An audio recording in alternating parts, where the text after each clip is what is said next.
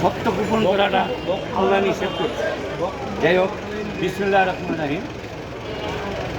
আমার নাম মোহাম্মদ নজরুল ইসলাম। 1971 সালে আমার 21 বছর বয়স ছিলেন। আমি আমার মায়ের 2 বোন, ছেলের ভিতরে একমাত্র ছেলে আমি। যুদ্ধে যখন জোয়ান ছেলে মেয়েরে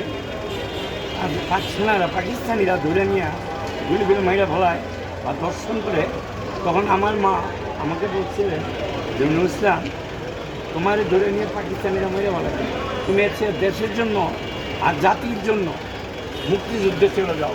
তুমি যদি শহীদ হয়ে যাও আমার কোনো কষ্ট থাকবে না। আমি আমার মায়ের হুকুম পালন করে ভারতে চলে যাই। ভারতে গিয়া 11 নম্বর সেক্টরের প্রশিক্ষণ নেই, 1 মাস গেরিলা ট্রেনে নেওয়ার পরে যুদ্ধ করি 9 মাস। কোথায়? জঙ্গলে জঙ্গল পড়েছি, ঝুঁকে খাইছে, পুকে খাইছে, মশাই খাইছে, শরীরে ঘা হয়ে গেছে, গেরিলা মানুষ এক কাটার ভিতরে রয়েছি। খাবার ঠিক মতো পাইনি, ঠিক মতো আমরা বর্ডারে থাকছি।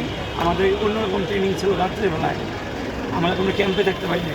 গাড়ি তুলে বাড়িতাম, পাকসানা আক্রমণ করতাম, আবার ব্যাক করতাম। দিনের বেলা হলে আমাদের মেরে ফেলা। এত কষ্টের পর 9 মাস সব দেশ স্বাধীন করছি। আমরা মনে করছি আমরা জীবনের সব পেয়ে গেছি।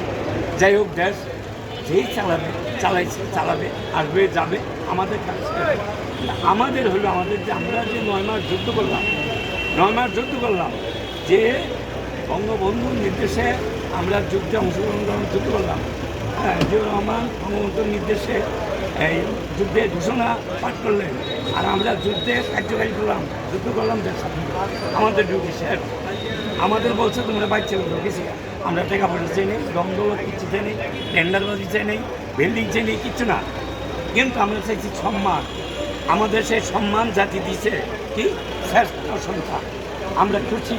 এখন আমাদের কিছুটা সম্মানিত ভাতা দেয়, আরও খুশি।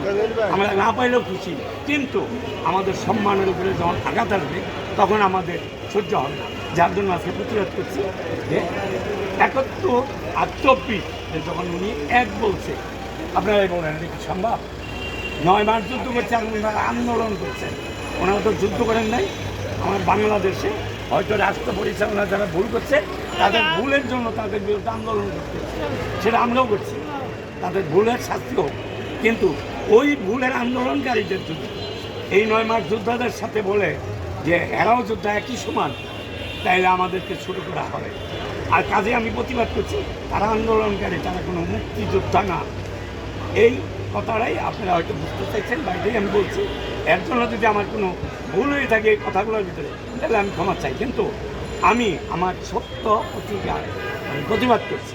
আমি জাতির কাছে, বিশ্বের কাছে বলতে চাই যে এটা কি এক হইতে পারে কিনা। মুক্তিযুদ্ধ 48 আন্দোলন কি এক?